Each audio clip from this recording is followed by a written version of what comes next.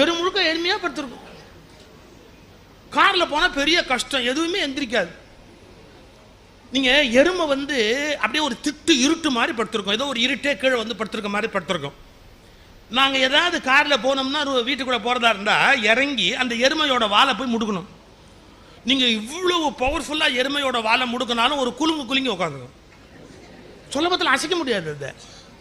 அது ஒரு ஜெர்க்கு தான் கொடுக்கும். வாழை பிடிச்சி இப்படி திருவுனீங்கன்னா ஒரு ஜெர்க்கு, ஒரு குலுங்கிட்டு அப்படியே உட்காந்துரும். மறுபடியும் அந்த எருமையை எழுப்பணும்னா அந்த வாழை போட்டு திருவி அதுக்கு ரொம்ப வலி உண்டாச்சுன்னா மெதுவாக எந்திரிச்சு அங்கேருந்து கொஞ்சம் நகரும். இப்போ நான் சொன்னதை கண்டிப்பாக பண்ணட்டுமா? பொம்மைக்கு சாவி எருமைக்கு வால், பொம்மைக்கு சாவி எருமைக்கு வால். அது மாதிரி தான் சில பேர் காலையில் எந்திரிச்சதுல பிள்ளைங்களை திரிகிட்டு இருப்பாங்க. இந்திரி பல்லு தேயி, எல்லா பல்லையும் தேயி, எச்ச விழுவாத, மூஞ்சி தொடச்சுட்டு வா, காப்பி குடி, மிச்சம் வைக்காத, டம்ளர் கொண்டே கழுவு போடு, எடுத்துட்டு போ, குளிக்க போ, குளிச்சுட்டு வா, நான் அம்மா வாசலில் நிற்கிறேன், இந்த காலை தூக்கு, டிரைவர் போடு, சட்டையை போடு, டையை போடு, ஷூவை போட்டு, எல்லாம் இதெல்லாம் பொம்மைக்கு சாவி எருமைக்கு வால். எல்லாம் டியூன் பண்ணணும்.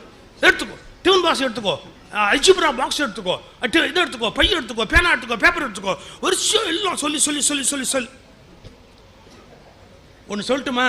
ஒரு நாள் அவன் போய் ஸ்கூல்ல நிக்கட்டும், ஒரு நாள் அவமானப்படட்டும், ஒரு நாள் ஏன் ஜாமெட்ரி பாக்ஸ் கொண்டு வரலன்னு முட்டிக்கு முட்டி வாத்தியார் தட்டுட்டும், ஒரு நாள் எப்படி மறந்துட்டு வரலாம் அப்படின்னு கிளாஸ்ல வெளியே நிறுத்தட்டும்.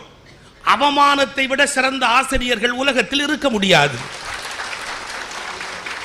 அவமானத்தை விட சிறந்த ஆசிரியர்கள் உலகத்தில் இருக்க முடியாது. சார் எல்லாமே நம்ம சொல்லி கொடுத்து எல்லாத்தையும் உண்டு பண்ணுறது எப்போ பார்த்தாலும் அப்படி. சார் ஒரு தடவை நான் கோயம்புத்தூர்லேருந்து ரயிலில் வர்றேன், இன்ஜினியரிங் காலேஜ் படிக்கிறதுக்கு ஒரு எருமை வருது.